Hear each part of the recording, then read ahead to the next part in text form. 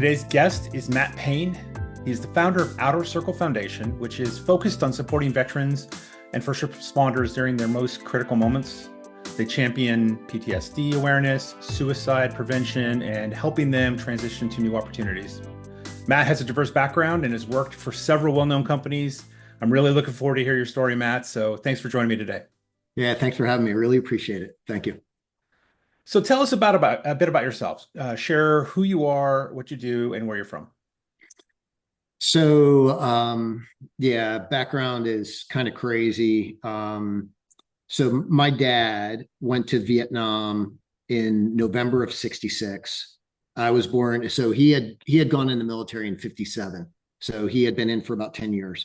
I was born in February, and he was actually killed in April of '67. So, kind of, we were living behind my mom's house, my grandma's house in Elizabethton, Tennessee. That's where I was from. My mom had my sister who was 3 years old and me, and, didn't kind of know what was going on. And a little while later, she remarried my stepdad, who was a former Navy pilot. They actually lived, like, they could see each other's house from my grandma's house and knew each other from the time they were 6 months old. Oh, wow. So yeah, they'd known each other forever. My mom went to DC to work for Bell Telephone or whatever the telephone company was up there. My stepdad went to the Navy to be a pilot, and then they came back together, and the rest is history. He became a TWA pilot, which brought us up to New Jersey. So from grade school on, I lived up in New Jersey, out in the western part of New Jersey, where it's like we lived on a dirt road on 8 acres with a big barn and just woods in the middle of nowhere. And so everybody thinks in New Jersey, and they see the beginning of The Sopranos and the Turnpike and all of that. Yeah. And everybody used to ask me, so what exit are you off? I have no idea. I've never been on the Turnpike before. And, just from where we were. So played soccer all throughout high school, thought I was going to be a professional soccer player. And I just kind of didn't want to go to college, right, at that point in time. And went out and talked to all of the 4 services. My real dad was in the Army. My stepdad was in the Navy. I talked to all of them, and I knew I wanted to do something outdoor and different and, kind of not run of the mill kind of thing. But I also didn't want to be an infantryman. I didn't want to, kind of do any of that. So when I got to the Air Force, the guy was like, dude, I got a job for you. It's pararescue. And I was like, pararescue? He goes, yeah, they're medicine trauma docs that go behind enemy lines and get shut down pilots. And I was like, cool, sign me up. He goes, well, I can't because it's a volunteer job at that point in time. I went in the military in '85. So I was in from '85 to '95 before the war on terror and all of that kind of stuff. So he goes, but I got another job for you, combat control, that I can guarantee you. And then when you go to basic training, they're going to pull you in a room and you'll get a chance to volunteer for pararescue. And I was like, cool. So I did that. And long story short, pararescue was overstaffed, combat control was understaffed. They're like, yeah, you're not changing. You're a combat controller. So off I go to training. And I think we had about 170 in my initial class. 6 of us graduated about 18 months later. Yeah, I think that's an important point, because I don't think a lot of people know what combat controllers are, right? Combat controllers and pararescue are the special forces for the Air Force. Yes. Yeah. Yes. Yeah. Now, which is why you had such a great attrition rate in your class. Yes. Yeah. Now there's 4. So we have combat weather, we have pararescue, combat control, and now there's a surveillance and recon unit that's being stood up, and they're still trying to find their legs. But yeah, there's now 4 that are part of that world. Back then there was just 2. So we went through, got to our team and things like that. And, off we go. And we were on the road about 320 days a year, just doing everything in the world that was out there. And granted, back then there wasn't a whole lot going on in the world, right? I mean, we'd have little things here and little things there. But for the most part, we were just waiting for if we were needed somewhere, you know. And I blew out my knee in September of '89. They would not let me re-enlist into combat control. And I said, so they said, so you're at the needs of the Air Force. And I said, what does that mean? And they were like, if you need a bus driver, you're a bus driver. If we need a cook, you're a cook. If you need a cop, you're a cop. And I was like, no, that's not what I'm doing. Got out of the military, moved back to New Jersey, went to college, played soccer, called the military a year later. I was like, can I come back in? They said yes. And I went right to my former commander in Florida, was now the commander at JSOC, the Joint Special Operations Command. So I went back, I went right to the 24th there. And at that point in time, right, I mean, there was only 3 units, 4 at JSOC, right? Delta, SEAL Team 6, us, and TF 160. Now it's a much bigger element and things like that. But went there, went through selection, blew out my left knee, and ended up getting medically retired in '95. Didn't know what I was going to do. I mean, it happened in about a month and a half. My records went in front of the review board. And then in January, March, I'm standing with my bags outside the gate, not knowing what to do. Wow. And yeah, nobody wanted a guy that jumped out of planes and scuba dove and, all of that stuff at that point in time. Had no idea what I wanted to do. Found law enforcement, had a good career in law enforcement, 18 years roughly. Law enforcement, retired as chief, and then did a slew of other things in the security world and kind of overlapped a little law enforcement and security world at the same time and doing different things. And now we have Outer Circle Foundation, right, to help give back and help those guys that were like me that didn't know they had PTSD for 30 years, but I want them to know and know it's okay to get help and break that stigma and all that kind of stuff. So. Yeah. Wow. Yeah, that's heavy. That's heavy. And you did, I mean, you didn't gloss over it, but I know it's in the law enforcement realm, but a couple of the companies you worked for, you did global security. Now, how does that work for a company like Epic Games, some gaming company or I don't know, Intuit? What does global security mean when you work for them? So the chief security officer runs the global security department for an organization. And, so, and it's everything that is not cyber, right? So it's executive protection, it's crisis management, it's emergency response, it's business continuity, disaster recovery, it's investigations, it's third-party due diligence, it's event security, all of those kind of things are there. So at Intuit, I think we had about, I don't know, 12, 15 places around the world, something like that at that point in time. And, all of your guard force, everything. So you're basically protecting the people. Then I moved to PayPal, and I had 59 sites around the world. I had a team of 450. And, we were responsible for everything. And then Epic called, and they were just starting the Fortnite World Cup at Epic. And, Epic is, Fortnite, the game Fortnite. So I went in and built a team. We did the Fortnite World Cup. We did all of that kind of stuff. And then my dad got really sick down here in Georgia and brought me down to Georgia. And Epic still needed me to be in North Carolina. So I said, yeah, that's great. So I'm out and did a little bit of consulting for a little bit and started Outer Circle, and that's kind of where we are. So. Yeah. Wow. It's such a diverse career. I hear that a lot from veterans, right? Yep. Veterans have a tendency to just find a job that sounds cool and gives you work, gives you employment, gives you new opportunities. I think the military kind of instills in us the fact that there are so many variable things to do. Oh yeah. And it gets boring if you just do one thing over and over and over sometimes. Oh yeah. Yeah. There's, and in the corporate world, right? I mean, it's all about dollars and cents, right? It's protecting people. And when you look at it from a security department, we are not a money revenue place, right? It's really hard for me to come back and say, okay, we put this in place and therefore it stopped this, is this.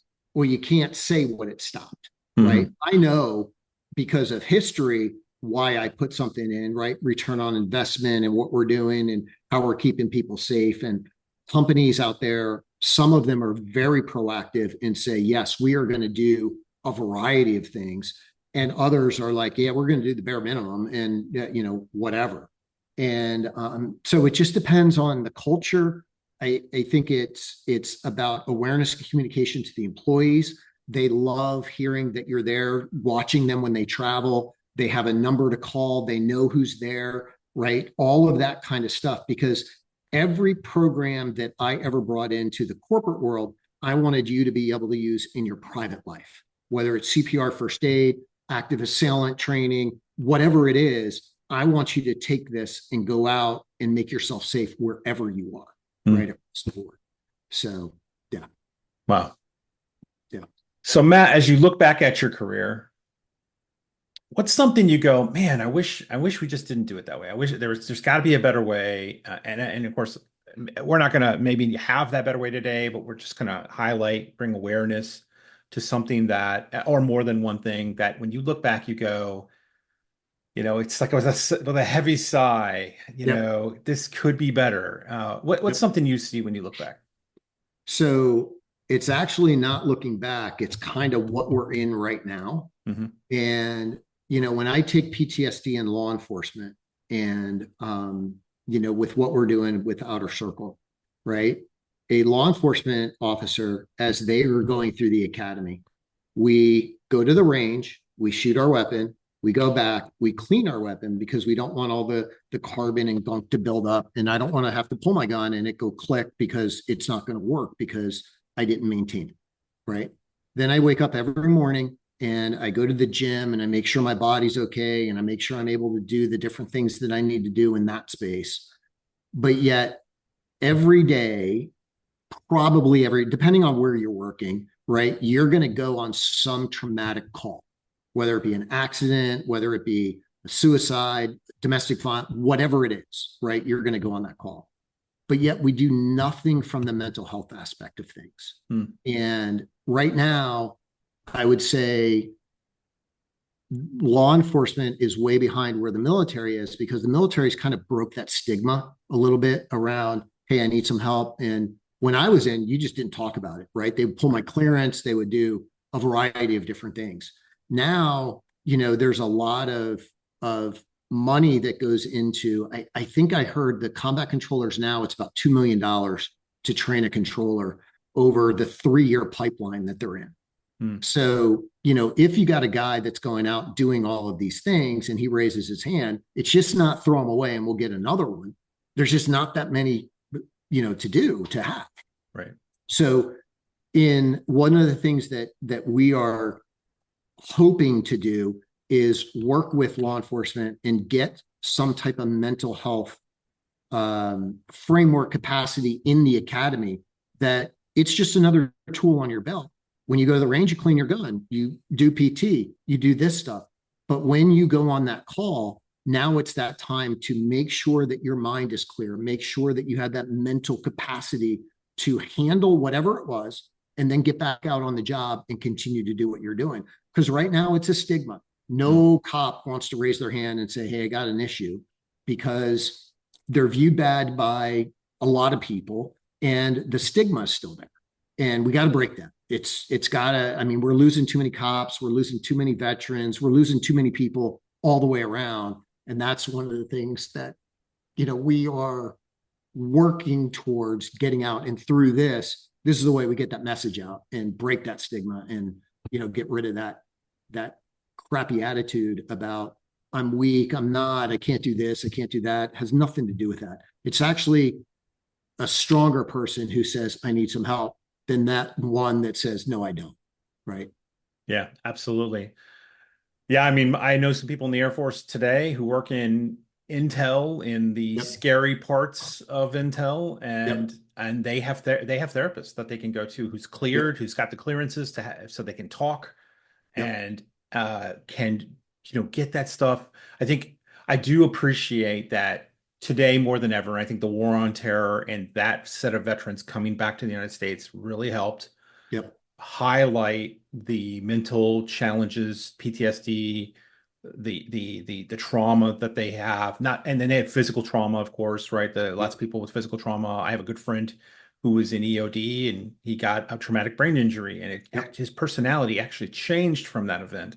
Yep. And they have some great services for that. Still, there's still a lot of work to be done in that space. There's still veterans, a lot of more veterans than should be committing suicide. I mean, it's just percentages in comparison to other parts of the our culture. It's still very, very high. Same thing for first responders. So yeah, I Yep. agree with you. There's still barriers that need to be, knocked down and tools that need to be given to and stigma that needs to be overcome. Yep.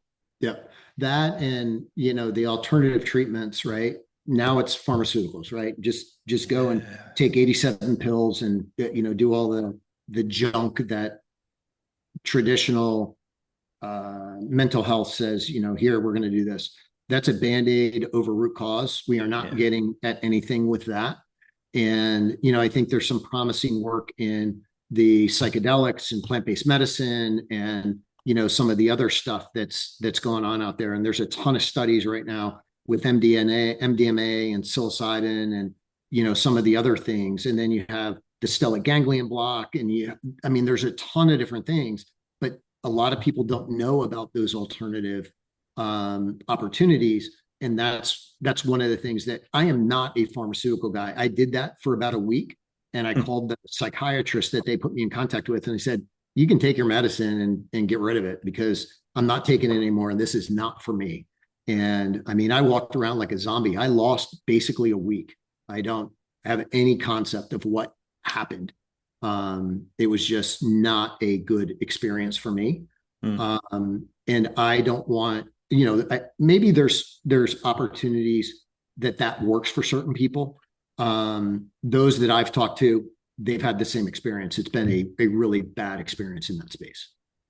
Yeah, my wife worked for a small nonprofit, very small nonprofit here in our area that had a lot of emphasis on overcoming trauma. Now they weren't talking this kind of trauma; they were talking more so your upbringing and Yep. interactions as you're maturing. Yep. But similar information in terms of like here's the science, here's the brain science on what Yep. trauma does to your brain, and here are mechanisms, physiological mechanisms that you can invoke to help you overcome that trauma. It takes a lot of time, it takes a lot of Yep. practice. There's the immediate, like I'm in a traumatic situation or I'm in the middle of a memory, right? And I need to overcome it. And then Yep. there's the long term, how do I make myself healthier both in my brain and my physiology so that Yep. it won't attack me on an ongoing basis. Yep. There's been so much in this space that I think, yeah, it's a great time. It's Yep. just like you said, overcoming barriers, looking not just backwards but forwards. The Yep. barriers for people in that career, feeling like if I raise my hand, they're going to fire me. Yeah. Yeah. And I tell my story, right? I got diagnosed 2.5 years ago. I walked around with it for 30 years and just thought I was wired wrong, Mm, just thought I was a kook. And, I look back and, bad relationships and didn't have anybody who was really close and, you know, didn't really trust people and, just a variety of things. And it came to a culmination about 2.5 years ago with my wife. And she was like, "Yeah, we're not doing this anymore." And I went out and we went down the road of what's wrong with me. And I got diagnosed and, the pharmaceuticals and then some other things that worked better than the pharmaceuticals. And I tell my story now because I don't want anybody to look back like me at 30 years and go, "Man, why did I do that? Why didn't I raise my hand a little bit earlier?" And there's nothing wrong with it. I've been very successful in a lot of things that I've done, right? That's one half. The back half, not successful in anything that I've done from mm, the personal and the relationships and all that kind of side. And that's where we need to get a little bit better. The other thing that we found along this journey is there is almost no resources for the spouse and the kids. And that's another thing that we're working towards with a variety of people is how do we get better with the spouses and the kids, retreats, long-term effect, things like that, to help them understand it's not you, it's me, and it's not me, it's the totality of me, and I will get better. We just have to get some help and do different things, right? So, yeah. Oh, yeah, so that's so important. I remember growing up, my father was an alcoholic, Yep. and uh, there was Alateen. I went to that, very unhelpful. Yep.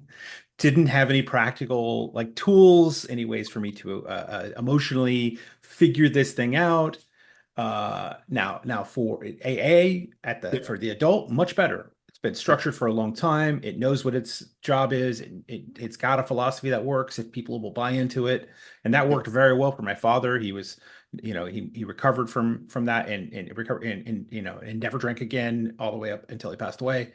Yep. But my siblings and I, my mom, there was trauma that was Oh, left yeah. over from that event, and I totally agree with you that my friend who had the traumatic brain injury, Yep. it ruined his marriage. Yep. They never recovered. He eventually got help, but by then the damage was done. And yeah, so I agree with you. Resources like that. So how did you start Outer Circle? Like what? I mean, I can understand all of this, right? You see all this, you've experienced Yep. it yourself. You're like, man, this is something that's a need. I can jump in there. But Mhm. but just having an idea is one Mhm. thing. Making it happen isn't a whole Yeah. nother thing. Is there a little bit you can share on that?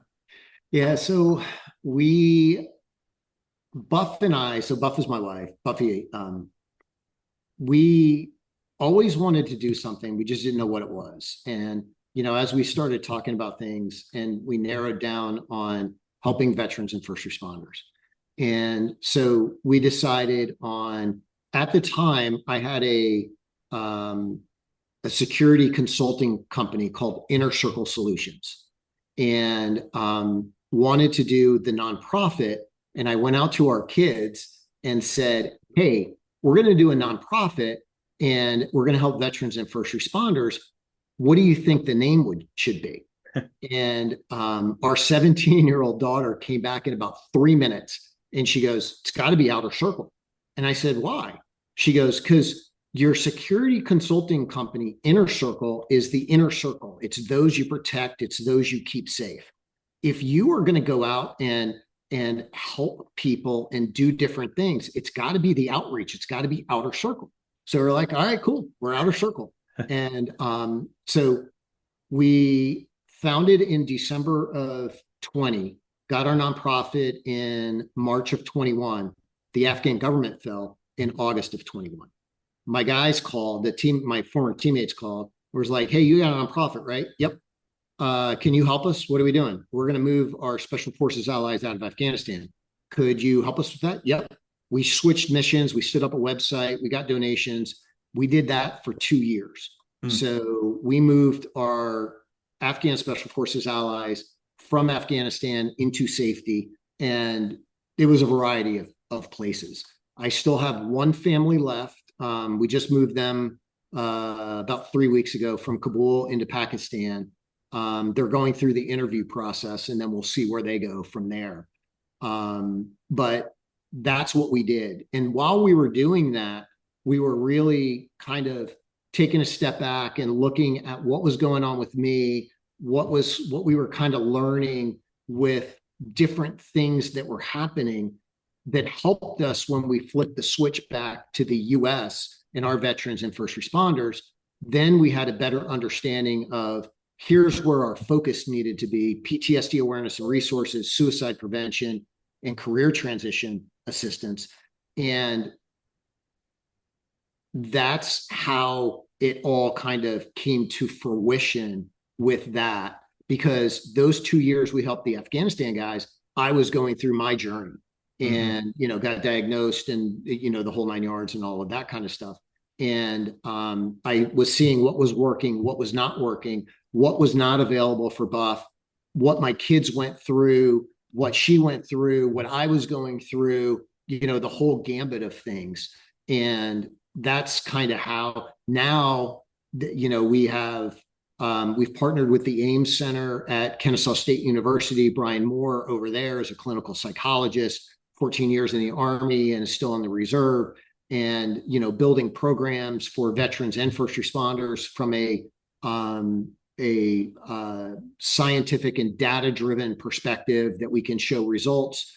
I just met with a program yesterday called Reboot, and that is based on biblical principles, and it's a 12-week program for either the military or first responders and their spouses to go through and talk about moral injury and how to deal with loss and grief and a variety of different things.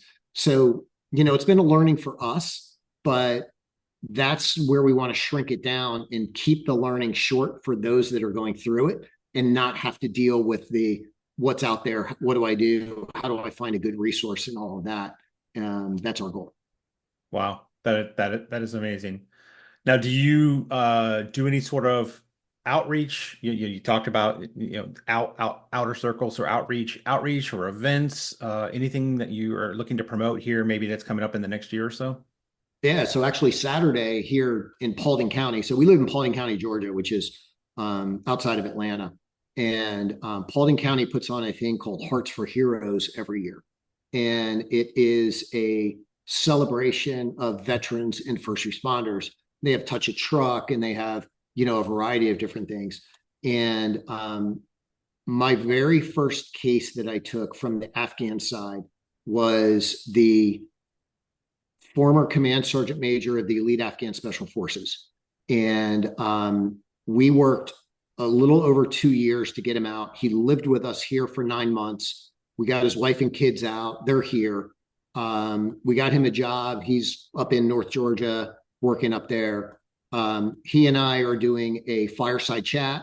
And then Buff and I are going to go through kind of our PTSD journey to break that stigma, right? I stand up and she tells her story, I tell mine. And it's just, look, I'm a living proof of what can happen, right? There's no stigma there. There's no anything. And if there is, then we will deal with it, as it happens, if there is anything that happens there. In May of next year, we hold a golf outing every year. That's our big fundraiser. We just did it 3 weeks ago. Next year, May 2nd, we are doing a black tie gala here in Dallas. It's a Friday night. And then Saturday, we're doing a mental health symposium where we're bringing in a bunch of speakers and we're going to highlight programs and we're going to do different things and really talk about, here's kind of where we are. This is kind of a need that we see. How are we going to get to where we need to be to fill those needs across the board? We have a local facility, Indigo Falls, that's 108 acres. It'll sleep 200 people. They have a bunch of buildings and they have a chapel and all kinds of things. And they've come alongside of us and said, anything that you need, you got us. So Friday night, we're going to do the ball there. And then Saturday is the mental health symposium. And then, as we look at these programs, it could be a day, 2-day, 3-day kind of, workshop or something for not only the veteran or the cop, but also the spouse and the kids and things like that. So yeah, we'll have a bunch of different things. And then, Buff and I speak at companies that want to know, how do we deal with, somebody that may have PTSD, or how do we be inclusive to make sure that they know it's okay? And, what kind of resources are out there and different things. So, any opportunity that we get to speak, we speak at. Yeah. That's just a given. Well, Matt, I'm looking forward to keeping in connection with you and promoting your events. I like you. I have a passion for first responders and veterans, and definitely helping them find the help they need and not feel like they can't ask. So Yeah. thanks so much for coming on the podcast and sharing your story, your personal journey, and what you're doing with Outer Circle. And I'm really looking forward to seeing that grow. Yeah. And I appreciate it. And just lastly, outercirclefoundation.org. On our website, there's a resources page. There's a ton of information there. If anybody needs anything from, places to go or therapists or alternative treatments or whatever, or our information, if they have questions or need anything. So by all means, reach out. And we really appreciate the opportunity to come on and tell our story. So thank you.